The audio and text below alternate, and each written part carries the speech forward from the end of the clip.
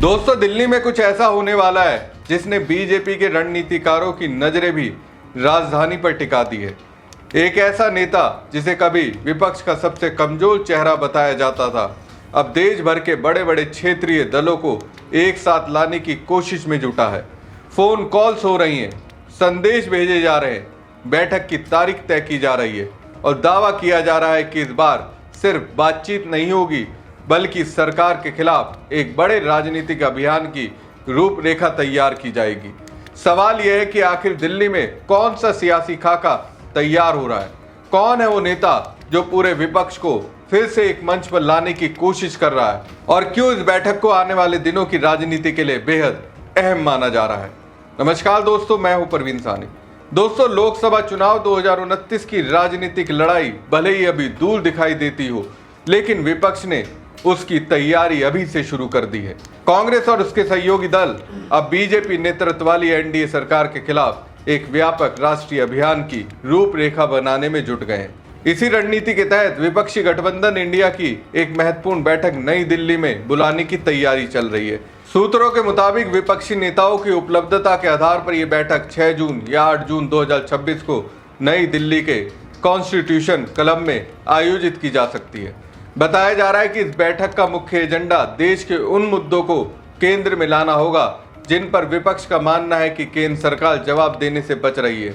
इसमें नीट और अन्य प्रतियोगी परीक्षाओं में कथित गड़बड़ियां, पेपर लीक के मामले, सीबीएसई से जुड़े विवाद, युवाओं में बढ़ती बेरोजगारी और लगातार बढ़ रही पेट्रोल डीजल की कीमतें शामिल हैं। विपक्षी दलों का मानना है कि ये ऐसे मुद्दे हैं जो सीधे आम जनता, छात्रों और मीडियम क्लास को प्रभावित करते हैं और इन्हीं के आधार पर केंद्र सरकार को राजनीतिक रूप से घेरा जा सकता है।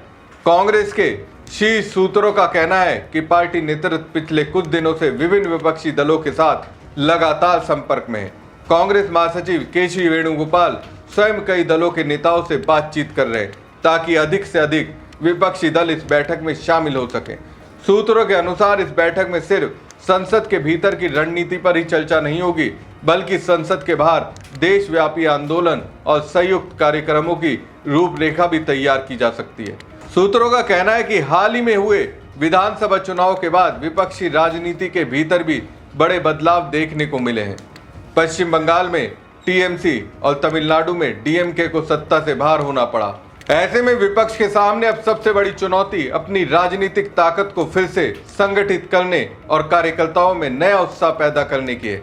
राजनीतिक जानकारों का मानना है कि विपक्षी दलों के सामने सिर्फ बीजेपी का मुकाबला करना ही चुनौती नहीं है बल्कि आपसी मतभेदों को भी कम करना होगा। पिछले कुछ वर्षों में इंडिया गठबंधन के कई घटक दलों के बीच मतभेद सामने आए थे, जिसके कारण गठबंधन की एकजुटता पर भी सवाल उठे थे। अब कांग्रेस इस बैठक के जरिए संदेश देना चाहती है कि विपक्ष अभी भी एक मंच पर खड़ा है और राष्ट्रीय राजनीति में एक मजबूत विकल्प बनने की कोशिश कर रहा है। कहा जा रहा है कि इस बैठक में लगभग 15 विपक्षी दलों के प्रतिनिधियों के शामिल होने की संभावना है। इसमें पश्चिम बंगाल की मुख्यमंत्री ममता बनर्जी, शिवसेना, यूबीटी प्रमुख उद्धव ठाकरे, समाजवादी पार्टी के राष्ट्रीय अध्यक्ष अखिलेश यादव, कांग्रेस नेता राहुल गांधी और कांग्रेस अध्यक्ष मल्लिकार्जुन खड़गे जैसे प्रमुख नेताओं के शामिल होने की उम्मीद जताई जा रही है। हालांकि गठबंधन के भीतर बदलते राजनीतिक समीकरणों का असर इस बैठक पर भी दिखाई दे सकता है। चर्चाएं हैं कि कांग्रेस और डीएमके के रिश्तों में आई दूरी के कारण डीएमके इस बैठक से दूर रह सकती है। वहीं कांग्रेस की कोशिश तमिलनाडु में उभरती राजनीतिक ताकत टीवीके को अपने साथ जोड़ने की बताई जा रही है। मुख्यमंत्री विजय के नेतृत्व वाली टीवीके को इस बैठक में शामिल कराने के लिए भी संपर्क जारी है। दूसरी ओर आम आदमी पार्टी पहले ही कई मौकों पर इंडिया गठबंधन से अपनी दूरी जाहिर कर चुकी है। ऐसे में उसका इस बैठक में शामिल होने की संभावना बेहद कम मानी जा रही है। यही वजह है कि विपक्षी एकता की तस्वीर इस बैठक के बाद और अधिक साफ हो सकती है। अगर इंडिया गठबंधन के पिछले कार्यक्रमों पर नजर डालें तो 7 अगस्त 2025 को राहुल गांधी ने नई दिल्ली स्थित अपने आवास पर विपक्षी नेताओं के लिए एक महत्वपूर्ण रणनीतिक रात्रि भोज का आयोजन किया था। उस बैठक में 25 से अधिक विपक्षी दलों के करीब 50 वरिष्ठ नेता शामिल हुए थे। उस दौरान बिहार में मतदाता सूची के एसआईआर प्रक्रिया और कथित चुनावी गड़बड़ियों का मुद्दा प्रमुखता से उठाया गया था। इसके अलावा संसद के विभिन्न सत्रों से पहले भी विपक्षी दल लगातार बैठक करते रहे। इन बैठकों में संसद के भीतर सरकार को घेरने की रणनीति, संयुक्त विरोध प्रदर्शन, प्रेस कॉन्फ्रेंस और राष्ट्रीय स्तर पर मुद्दों को उठाने के कार्यक्रमों पर चर्चा होती रही है। कई बार विपक्षी दलों ने एकजुट होकर सरकार के खिलाफ संसद से सड़क तक आंदोलन चलाने का फैसला भी किया है। राजनीतिक विश्लेषकों का मानना है कि आगामी बैठक विपक्ष के लिए केवल एक औपचारिक बैठक नहीं होगी, बल्कि ये आने वाले वर्षों की राजनीति की दिशा तय करने वाली बैठक साबित हो सकती है। विपक्ष ये अच्छे से समझता है कि अगर उसे बीजेपी के मजबूत चुनावी ढांचे का मुकाबला करना है तो उसे साझा मुद्दों, साझा नेतृत्व और साझा रणनीति के साथ आगे बढ़ना होगा। आपको बता दें कि इंडिया गठबंधन का गठन 2024 के लोकसभा चुनाव से पहले राष्ट्रीय स्तर पर बीजेपी नेतृत्व वाले एनडीए के खिलाफ एक संयुक्त मोर्चा तैयार करने के उद्देश्य से किया गया था।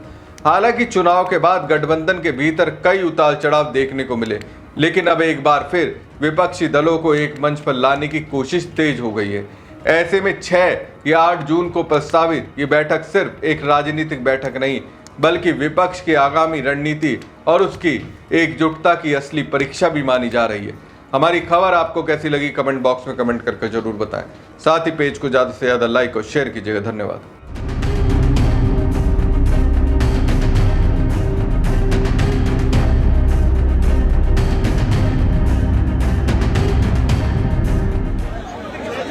আমরা দিল্লিতেও খুব শিগগিরই বিজেপি বিরোধী পার্টিগুলো মিলিত হচ্ছি এবং সেখানে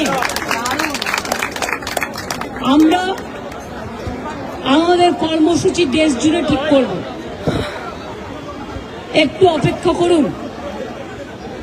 আজকে যেমন 7টা পর্যন্ত ধর্ণা চলবে, তেমনি মনে রাখবেন 4 তারিখে আমি আপনাদের রিকোয়েস্ট করব, যে যার এলাকায় যত মনীষীর মূর্তি আছে না থাকলে ফটো লাগাবেন। মনীষীর মূর্তির সামনে দাঁড়িয়ে যদি 5 জন করেও জড়ো হন, দাঁড়িয়ে